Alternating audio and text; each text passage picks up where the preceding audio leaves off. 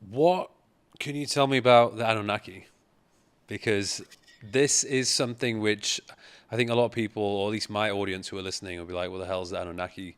And even for myself, I've kind of dabbled into that area a little bit, but it's still fairly new territory for me. Could you basically summarize who they are, what they are, and how much you believe in that?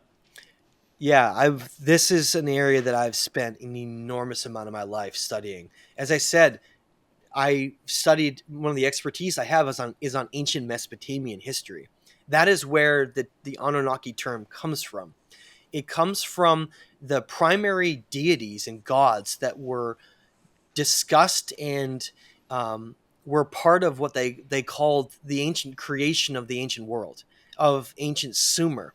And they are a very mysterious group that immediately the first thing that a lot of people will jump on is that there's some kind of an ancient aliens type of component. And I had maybe been there many, many years ago, but I don't believe that any longer. And we can go into what that means in a second. But they seem to be a very powerful set of celestial creators or some kind of a group related to the creation of civilization here. And that's not from me saying that, that's directly from the tablets. So if we look at the best Assyriologist experts in the world, not Zechariah Sitchin, I would caution anybody to, if they want to understand the Anunnaki Anuna, which that was their original name, was actually in Sumerian was the Anuna.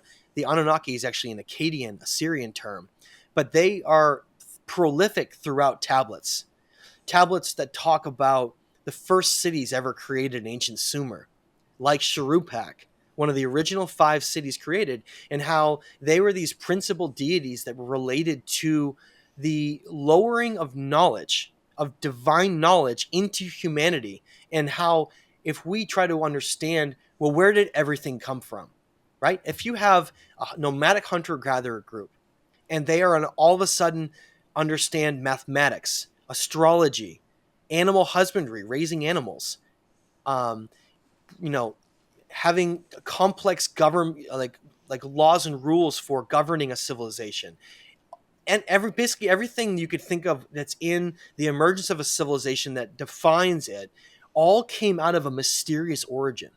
It all came out of the Sumerians. They essentially invented nearly everything we can think of in our world.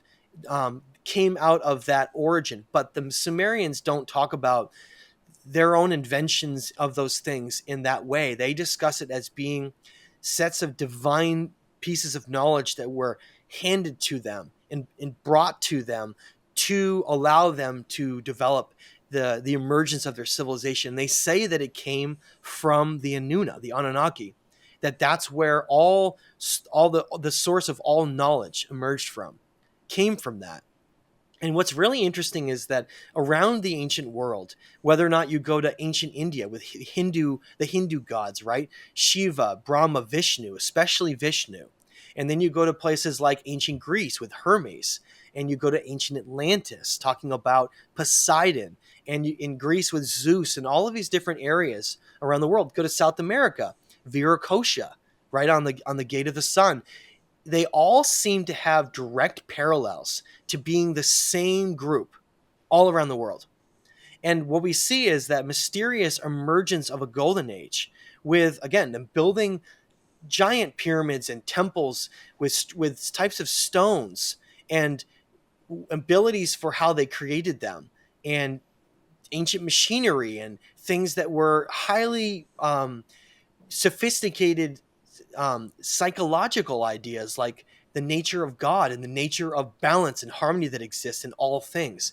Like it basically advanced knowledge seems to have all been brought into these cultures from them. And they seem to be the foundation for why the human story is the way it is. It really is the core of all of this.